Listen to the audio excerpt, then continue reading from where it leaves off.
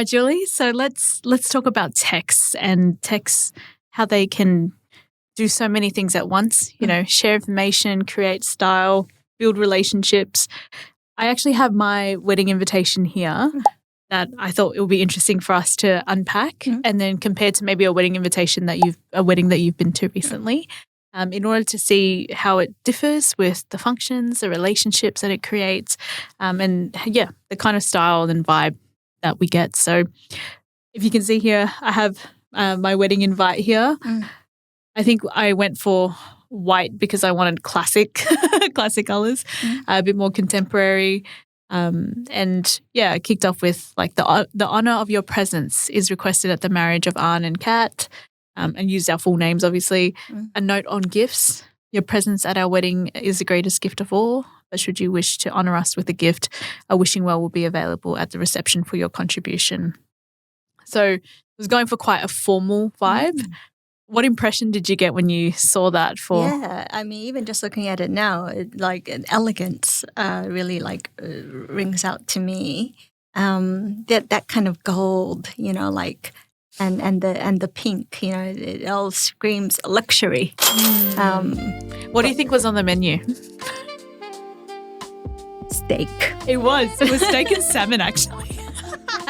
But like that was the kind of vibe that we were going for, of just like, just a classic wedding. It was in a very like traditional church, and then it was in a ballroom after. But I think for the purpose of the invitation, I think I just wanted it to be classic. That's what I told my sister for. Yeah, I think you achieved that.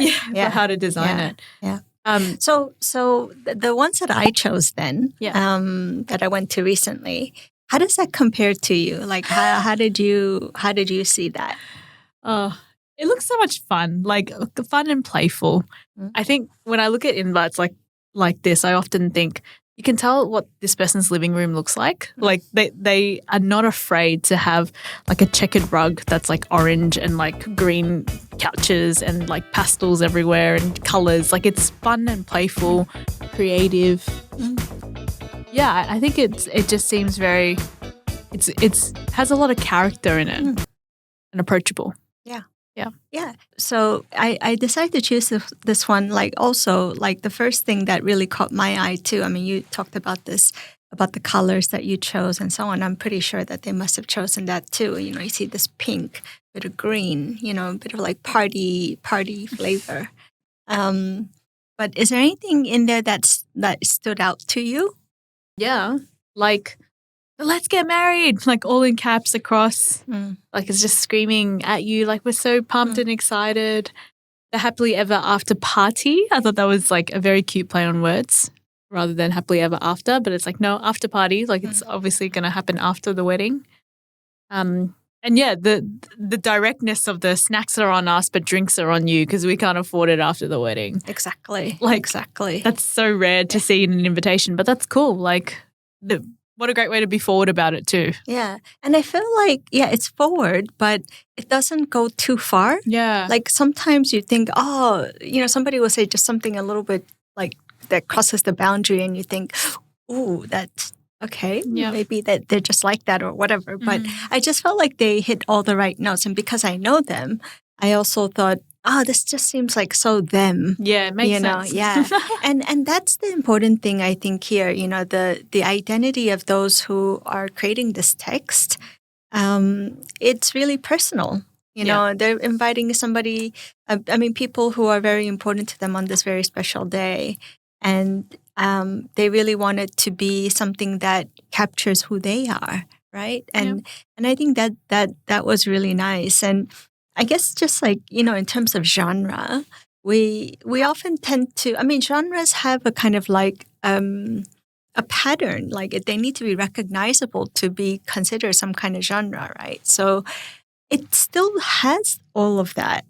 It's still like yours where it's like a little card, right? But, and it's using different colors and different like wording and so on, but it still looks kind of like, it does look like a wedding invitation. And it's all the recognizable patterns are there. The register is a bit different. But even then, it's not pushed so far that it's not recognizable. I feel like they've really like thought hard about maybe in yours looks a little bit more like there's more weight on the field. So what is this thing? Like really like getting that right. Whereas here, like the tenor. Really like screams out to me. It's like, this is us. We know you. We're inviting you. This is how it's gonna look. And even when you arrive, you're not suddenly then gonna go into a ballroom. Yeah. And they actually even the gallery that they had the wedding and the restaurant we went afterwards, like kind of like modern Southeast Asian food. It all seemed to hold this kind of flavor. That's so interesting. Like an invite that can capture the nuance of the place, both places, right? Like the first one you said was at a gallery, I think, and the second one was at a restaurant. Yeah. Like that's just incredible, right? So it's the whole package actually, and that's how I think I had an experience going to that wedding. Because most weddings that I go to, I think, it's a wedding. This is what people do at a wedding. Yeah. And that's great. That's fine. It's beautiful in its own way. But I felt like going to something like this made me feel like I really, this is this couple. This is the couple. This is who they are. And they know what they want. They know how they want their audience to feel, like, and I think it's more about being relaxed, because weddings are usually not like that, even for people who are just attending. And I thought like that's why I even brought in the menu, even though there's nothing, obviously crazy about the menu, but it just kind of all fits. And obviously this is coming as some kind of template, right? There's some template out there and then you get to choose. Okay, so that they chose it, but that the template is out there, it's available in our generation, this generation, means there are probably more and more young people who are wanting to push those boundaries a bit. And I think that's the important thing about the genre aspect that like interests me. So the ideas of like genre, register, field, tenor, mode, these things are like totally there. And we can even talk about like maybe cohesion and coherence. The parts like link linguistically, right? All of these like language parts. So that's the cohesion part. And then as a whole like this, they make sense together. So that's the coherence. So, like every day, I mean, we talk about these like things like field, tenor, mode, cohesion, coherence, like just thinking about them in an academic way. But you can use this language to look at anything. They're everyday things that you're invited to, you see, they look pretty, they look great, but there's actually a lot that you can unpack there to see how people are positioning themselves, how to analyze, these things using this language. I'm just seeing now, like even the colors and the shapes, I'm like, oh, okay. So the shapes of the let's get married and to each, like they go together in the same day, but then the happily ever after party card is a different card. So you know that it's after the fact, but uses the same colors as the invitation of the events earlier to create that cohesion and coherence. That's right. Yeah, exactly. And they're doing it in their own way.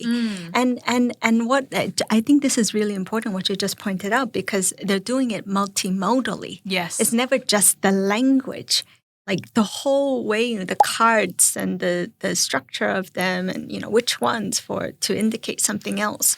This is not achieved just by having words alone. That's true. Right. That's true. So I guess one of the concepts in the Gramsci's work that genres encode institutional authority. That's one thing we need to understand. But this invitation claims the authority to redefine what a wedding invitation can be. And breaking these conventions is actually a powerful move that often in the school space you're not allowed to do, right? So one of the concepts she talks about here is economy of symbolic exchanges. So certain ways of writing have value, and this invitation trades traditional wedding authority for authenticity and personality, right? So yes, there is a traditional thing, but we're opting for this authenticity and personality thing, which really comes through well. So this is how I know that the text works. But what is happening here is this economy of symbolic exchanges. Then there's the gatekeeping through genre. So traditional wedding language can feel exclusionary, and this casual register says, hey, you're all in on this with us, right? So, I think that gatekeeping, people have the authors have the agency to That's break right. that, and to, especially if it's your wedding, But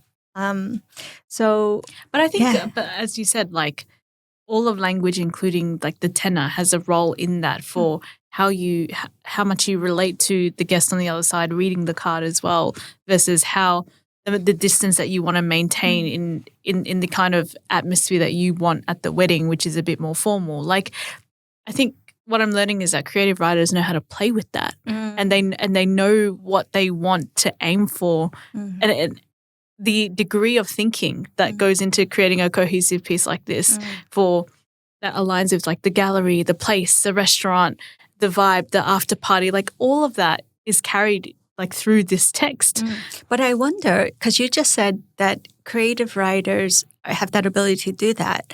I wonder though if it's actually about creative writers, or it's like the personal desire to put out a text that I want. Yeah. I may not be a creative writer, but that desire is so strong, that my identity is so strong, that's a driving force of the text. Yeah. And then what the world gives me, Canva, all these things, is templates already ready. And what I need to do is slot my desire in. So I guess this begs the question, is the text yours, or is it somebody else's, or is it a blend? It's probably a blend, right? But it carries your desires ultimately. Yeah. Correct. So, but I think this is where in AI we get into, like, especially in institutions, it's like, but is this your text? Like, it's got my desires, like how would that go down in schools, right? So this is the thing. Like once you start looking at it like much more in the everyday realm and the ways in which we make tests and the tools that we have available to us, I think you will start to challenge yourself to think, wait, like why do we even talk about this as my text or your text? Because text in itself is fluid. And when has it ever been just my text? Like even before AI or anything, didn't I have to go to a dictionary and pull out some words and do stuff? Like even just the whole concept of that ownership of a piece of text, is kind of interesting. So I think it is like these kinds of genres and registers. We think that. Where are we going to use this? Like, we're going to use it all the time, if you wanted to really do a little close analysis of it. And it's possible to do if you know the concepts. Yeah.